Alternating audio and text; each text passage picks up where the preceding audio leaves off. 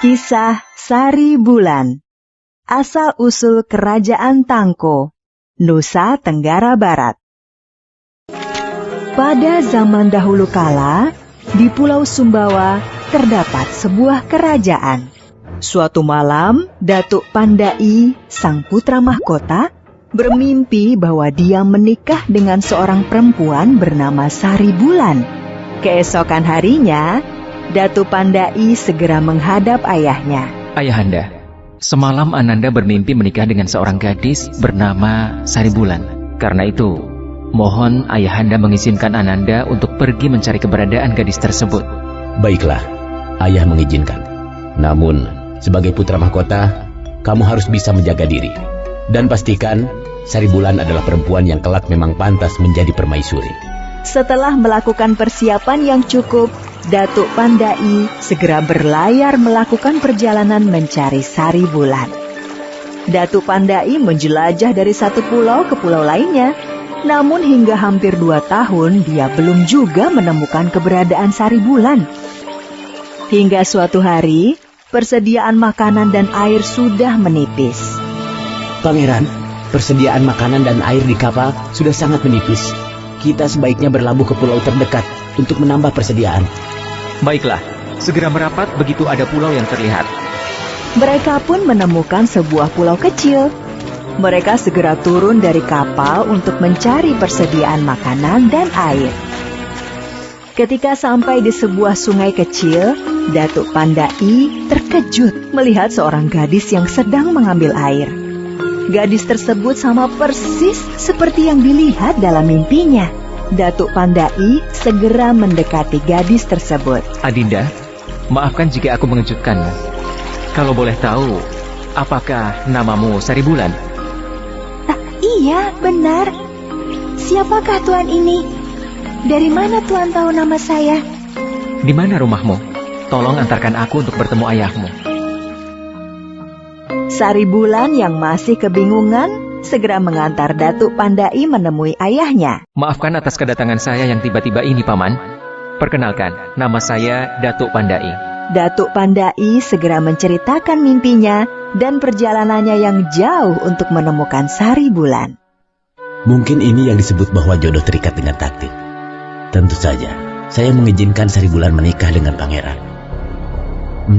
Hanya saja, putri saya bukan dari kalangan bangsawan. Apakah pangeran bisa memperlakukan putri saya dengan baik?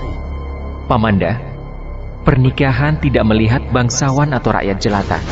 Semua manusia sama di sisi Tuhan. Sari Bulan akan menjadi permaisuri kerajaan setelah menikah dengan saya. Ayah Sari Bulan sangat bahagia mendengar jawaban Datuk Pandai. Dia pun segera merestui pernikahan putrinya dengan Datuk Pandai. Datuk Pandai dan Sari Bulan pun segera menikah. Pesta pernikahan digelar secara besar-besaran selama 7 hari 7 malam. Ketika Sari Bulan sudah hamil 7 bulan, Datuk Pandai meminta izin kepada ayah mertuanya untuk kembali ke istana bersama Sari Bulan. Ayahanda, tidak lama lagi Ananda akan dinobatkan sebagai raja. Untuk itu, Ananda meminta izin untuk kembali ke istana bersama Sari Bulan. Baiklah, Ananda Datuk Pandai. Tolong jagalah baik-baik Sari Bulan yang sedang hamil tua. Dan pesanku, selama dalam perjalanan, janganlah singgah di Pulau Dewa. Di sana banyak setan yang bisa mencelakaimu. Sari Bulan dan Datuk Pandai segera berlayar kembali menuju istana. Dalam perjalanan, tiba-tiba Sari Bulan ingin makan daging rusa. Kakanda, tiba-tiba aku ingin makan daging rusa. Bisakah Kakanda mencarikan daging rusa? Datuk Pandai pun segera menuju pulau terdekat dan membawa para pengawalnya berburu rusa. Sedangkan Sari Bulan ditinggal sendirian di dalam kapal. Datuk Pandai tidak menyadari bahwa pulau tersebut adalah Pulau Dewa. Meninggalkan Sari Bulan sendirian di kapal adalah kekeliruan besar yang telah diperbuatnya. Sesosok iblis yang bernama Kunti mendatangi kapal dan melemparkan Sari Bulan ke dalam laut. Kunti mengetahui bahwa Datuk Pandai putra mahkota. Dia berharap bisa menjadi permaisuri. Setelah melemparkan Sari Bulan ke laut, Kunti segera memakai baju dan perhiasan milik Sari Bulan. Datuk Pandai yang kembali ke kapal terkejut melihat keadaan kapal yang porak-poranda. Dia juga semakin terkejut ketika melihat sosok perempuan berwajah buruk tetapi memakai pakaian milik Sari Bulan. Datuk Pandai pun sadar dia telah datang ke Pulau Dewa. Dia mengira bahwa Sari Bulan telah dikutuk menjadi perempuan berwajah buruk dan kehilangan bayinya. Setibanya kembali ke istana, Datuk Pandai segera dinobatkan sebagai raja. Sedangkan Kunti yang dikira Sari Bulan pun menjadi permaisuri. Namun sikap Kunti sangat gila hormat dan sombong. Datuk Pandai hanya mengira sifat tersebut akibat kutukan dari Pulau Dewa. Sedangkan Sari Bulan, bagaimanakah nasibnya? Sementara itu, Sari Bulan ternyata tidak tenggelam ketika dilemparkan ke laut oleh Kunti. Seekor kepiting raksasa menolong Sari Bulan dan mengantarkannya ke pulau tempat di mana kerajaan Datuk Pandai berada. Nah, aku hanya bisa mengantarkanmu sampai di sini. Terima kasih, kepiting. Sungguh, aku berhutang jasa kepadamu. Aku tidak tahu cara membalasnya. Sudahlah, Sari Bulan, tidak perlu berterima kasih. Sebagai sesama makhluk Tuhan, kita harus tolong-menolong. Sari Bulan segera berjalan memasuki pulau tersebut. Dia memasuki hutan dan terus berjalan selama beberapa bulan. Ketika dalam perjalanan di hutan itu, Sari Bulan pun melahirkan seorang bayi laki-laki. Bayi laki-laki itu pun diberi nama Aipat. Untuk memenuhi kebutuhan sehari-hari, Sari Bulan berladang di tengah hutan tersebut. Dia juga membuat gubuk sederhana sebagai tempat berteduh. Sari Bulan tinggal di hutan itu hingga Aipat sudah tumbuh sebagai anak yang lucu.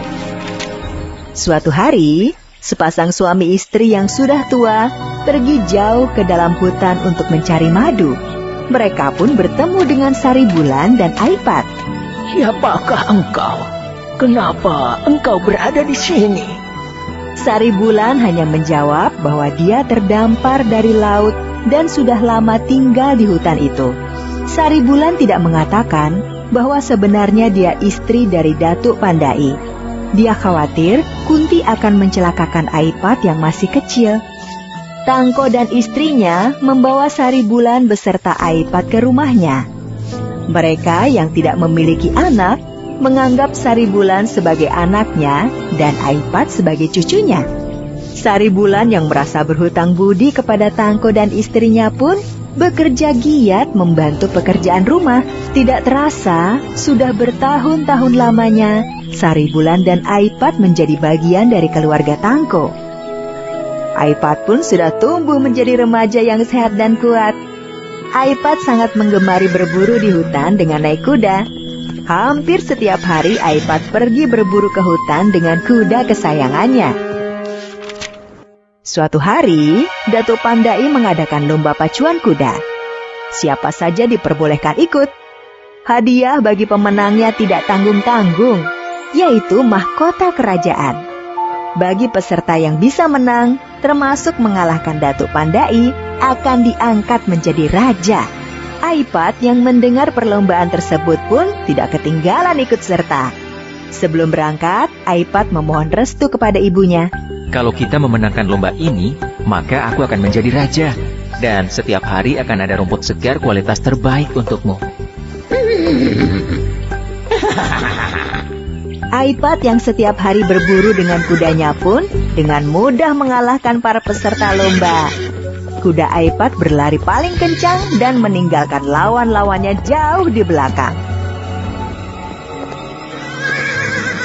Setelah berhasil mengalahkan para peserta lomba, Aipat pun harus melawan Datuk Pandai. Anak muda, jika kamu bisa mengalahkan, maka besok aku nobatkan kamu sebagai penggantiku. Tidak seperti peserta lainnya, ternyata kuda Datuk Pandai sangat kencang berlari. Aipat terus memacu kudanya dengan sangat kencang. Dengan susah payah, kuda Aipat pun berhasil menyalip kuda milik Datuk Pandai menjelang garis finish. Anak muda, siapa namamu? Nama hamba Aipat yang mulia. Besok pagi datanglah ke istana. Mahkota kerajaan akan menjadi milikmu. Keesokan harinya, Aipat datang ke istana bersama ibunya. Datuk Pandai sangat terkejut melihat Saribulan. Saribulan, kaukah itu? Jadi, siapa sebenarnya permaisuriku selama ini? Dan Aipat, apakah dia anakku? Saribulan menceritakan semua peristiwa yang dialaminya dari diserang oleh Kunti, diselamatkan oleh kerang raksasa, dan ditolong oleh Tangko dan istrinya. Datuk Pandai merasa sangat marah kepada Kunti. Dia memerintahkan para pengawalnya menangkap Kunti dan memasukkannya ke penjara. Datuk Pandai sangat bahagia bahwa tahta kerajaan dilanjutkan oleh anaknya sendiri. Dia dan Saribulan pun akhirnya kembali hidup bersama. Datuk Pandai juga tidak melupakan jasa Tangko dan istrinya. Sebagai ucapan terima kasih, Datuk Pandai mengubah nama kerajaannya menjadi Kerajaan Tangko.